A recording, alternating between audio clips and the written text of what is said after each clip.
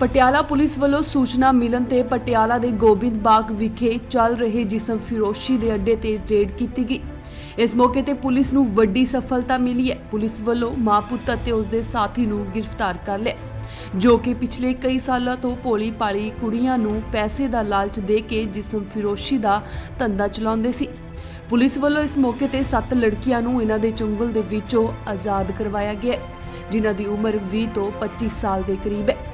Urban state police ਵੱਲੋਂ ਇਸ ਮੌਕੇ ਤੇ ਕਾਰਵਾਈ ਕਰਦੇ ਹੋਏ SFIR ਨੰਬਰ 228 ਦਰਜ ਕੀਤੀ ਗਈ ਹੈ, ਜਿਸ ਵਿੱਚ ਇਹਨਾਂ ਦੋਸ਼ੀਆਂ ਦੇ ਖਿਲਾਫ ਧਾਰਾ 345 ਦੇ ਐਕਟ ਪਰਚਾ ਦਰਜ ਕੀਤਾ ਗਿਆ। ਇਸ ਮੌਕੇ ਤੇ ਗੱਲਬਾਤ ਕਰਦੇ ਹੋਏ ਮੋਹਿਤ ਅਗਰਵਾਲ DSP ਸਿਟੀ ਪਟਿਆਲਾ ਨੇ ਕਿਹਾ ਕਿ ਸਾਨੂੰ ਇੱਕ ਗੁਪਤ ਸੂਚਨਾ ਮਿਲੀ ਸੀ, ਜਿਸ ਦੇ ਆਧਾਰ ਤੇ ਸਾਡੀ ਅਰਬਨ ਸਟੇਟ ਪੁਲਿਸ ਨੇ ਰੇਡ ਕੀਤੀ ਹੈ, ਜਿੱਥੇ ਸਾਨੂੰ ਵੱਡੀ ਸਫਲਤਾ ਹਾਸਿਲ ਹੋਈ ਹੈ। ਸਾਡੇ ਵੱਲੋਂ ਇੱਕ ਮਾਂ ਪੁੱਤ ਅਤੇ ਉਸ ਦੇ ਸਾਥੀ ਨੂੰ ਗ੍ਰਿਫਤਾਰ ਕੀਤਾ ਗਿਆ, ਜੋ ਕਿ ਘਰ ਦੇ ਵਿੱਚ ਹੀ ਜਿਸਮ ਫਿਰੋਸ਼ੀ ਦਾ ਧੰਦਾ ਚਲਾ ਰਹੇ ਸੀ। ਉਹਨਾਂ ਵੱਲੋਂ ਵੱਖ-ਵੱਖ ਥਾਵਾਂ ਤੋਂ ਪੈਸੇ ਦਾ ਲਾਲਚ ਦੇ ਕੇ 7 ਕੁੜੀਆਂ ਇਸ ਧੰਦੇ ਦੇ ਵਿੱਚ ਸ਼ਾਮਿਲ ਕੀਤੀਆਂ ਗਈਆਂ ਸਨ, ਜਿਨ੍ਹਾਂ ਨੂੰ ਅਸੀਂ ਮੌਕੇ ਤੇ ਜਾ ਕੇ ਰੇਡ ਕਰਕੇ ਆਪਣੀ ਹਿਰਾਸਤ ਵਿੱਚ ਲਿਆ ਅਤੇ ਇਹਨਾਂ ਦੇ ਚੰਗੁਲ ਦੇ ਵਿੱਚੋਂ ਆਜ਼ਾਦ ਕਰਵਾਇਆ। ਹਾਲ ਹੀ ਵਿੱਚ ਸਾਡੇ ਵੱਲੋਂ FIR ਦਰਜ ਕਰ ਲਈ ਗਈ ਹੈ ਤੇ ਇਹਨਾਂ ਤਿੰਨੋਂ ਦੋਸ਼ੀਆਂ ਖਿਲਾਫ ਮੁਕੱਦਮਾ ਦਰਜ ਕਰ ਲਿਆ। ਹਾਂਜੀ ਸਰ, ਇੱਕ ਮਹਿਲਾ 2 ਵਿਅਕਤੀ ਫੜਿਆ, ਮਾਮਲਾ ਕੀ ਹੈ?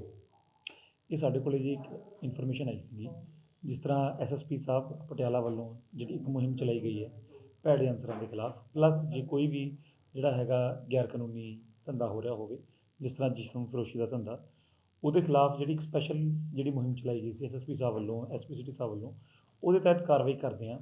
ਸਾਡੇ ਥਾਣਾ ਅਰਬਨ ਸਟੇਟ ਵੱਲੋਂ ਜਿਹੜਾ ਹੈਗਾ ਇਹਦੇ ਵਿੱਚ FIR ਨੰਬਰ 228 ਅੰਡਰ ਸੈਕਸ਼ਨ 345 345 ਜਿਹੜਾ ਇਮੋਰਲ ਟ੍ਰੈਫਿਕਿੰਗ ਐਕਟ ਦੇ ਤਹਿਤ ਅਸੀਂ FIR ਲੌਂਚ ਕੀਤੀ ਹੈ। ਸਾਨੂੰ ਖੁਫੀਆ ਇਨਫੋਰਮੇਸ਼ਨ ਸੀ, ਜਿੱਥੋਂ ਇਹ ਸੀਗੀ ਕਿ 4 ਨੰਬਰ ਗਲੀ ਹੈ, ਇਹ 1/16 ਗੋਬਿੰਦ ਬਾਗ ਪਟਿਆਲਾ, ਅਤੇ ਇਹ ਨੀਅਰ ਹੀਰਾ ਬਾਗ, ਉੱਥੇ ਜਿਹੜਾ ਹੈਗਾ ਇੱਕ ਕਿਰਾਏ ਦੇ ਘਰ ਦੇ ਵਿੱਚ ਕੁਛ ਜਿਹੜੇ ਸ਼ਖਸ ਨੇ, ਉਹ ਇੱਕ ਇਹ ਜਿਹੜਾ ਜਿਸਮ ਫਰੋਸ਼ੀ ਦਾ ਧੰਦਾ ਜਿਹੜਾ ਹੈਗਾ, ਉਹ ਭੋਲੀਆਂ ਭਾਲੀਆਂ ਲੜਕੀਆਂ ਨੂੰ ਉਲਝਾ ਕੇ ਉਹਨਾਂ ਨੂੰ ਪੈਸੇ ਦਾ ਲਾਲਚ ਦੇ ਕੇ ਡਰਾ ਧਮਕਾ ਕੇ ਇਹ ਚਲਾ ਰਹੇ ਨੇ। ਉਸ ਦੇ ਉੱਤੇ ਕਾਰਵਾਈ ਕਰਦੇ ਹਾਂ। ਜਿਹੜਾ ਸਾਡੇ ਵੱਲੋਂ 3 ਇਹਦੇ ਵਿੱਚ ਜਿਹੜੇ ਹੈਗੇ ਦੋਸ਼ੀਆਂ ਨੂੰ ਅਰੈਸਟ ਕੀਤਾ ਗਿਆ। ਇਹਦੇ ਵਿੱਚ ਜਿਹੜੀ ਮੇਨ ਚਲਾ ਰਹੀ ਸੀਗੀ ਉਹ ਪੰਮੀ ਵਰਮਾ ਹੈ, ਪੰਮੀ ਵਰਮਾ ਉਰਫ ਪੰਮੀ, ਇੱਕ ਇਹਦਾ ਬੇਟਾ ਹੈ ਸੰਦੀਪ ਵਰਮਾ, ਅਤੇ ਤੀਸਰਾ ਇਹਦੇ ਵਿੱਚ ਇੱਕ ਕੁਲਵੰਤ ਸਿੰਘ ਹੈ। ਇਹ ਤਿੰਨੋਂ ਜਿਹੜੇ ਹੈਗੇ ਸੀਗੇ ਸ਼ਖਸ, ਇਹ ਅਸੀਂ ਮੌਕੇ 'ਤੇ ਜਿਹੜੇ ਹੈਗੇ ਨੇ ਗ੍ਰਿਫਤਾਰ ਕੀਤੇ ਨੇ। ਤਾਂ ਇਹਨਾਂ ਦੇ ਚੰਗੁਲ ਦੇ ਵਿੱਚੋਂ ਅਸੀਂ 7 ਲੜਕੀਆਂ ਜਿਹੜੀਆਂ ਹੈਗੀਆਂ ਨੇ ਉਹ ਰੈਸਕਿਊ ਕੀਤੀਆਂ ਨੇ। ਇਹਨਾਂ 'ਚ ਕੋਈ ਨਾਬਾਲਗ ਲੜਕੀ ਵੀ ਹੈ ਜਾਂ ਕੋਈ ਬਾਹਰ ਸਟੇਟ ਤੋਂ? ਨਹੀਂ ਜੀ, ਹਜੇ ਤੱਕ ਇਹਨਾਂ ਦੇ ਵਿੱਚ ਕੋਈ ਨਾਬਾਲਗ ਲੜਕੀ ਨਹੀਂ ਮਿਲੀ ਹੈ। ਬਾਕੀ ਜਿਹੜੀ ਉਹਨਾਂ ਦੀ ਵੇਅਰ ਅਬਾਊਟਸ ਉਹ ਪਿੱਛੋਂ ਕਿੱਥੋਂ ਨੇ, ਉਹ ਸਾਰਾ ਇਨਵੈਸਟੀਗੇਟ ਕੀਤਾ ਜਾ ਰਿਹਾ।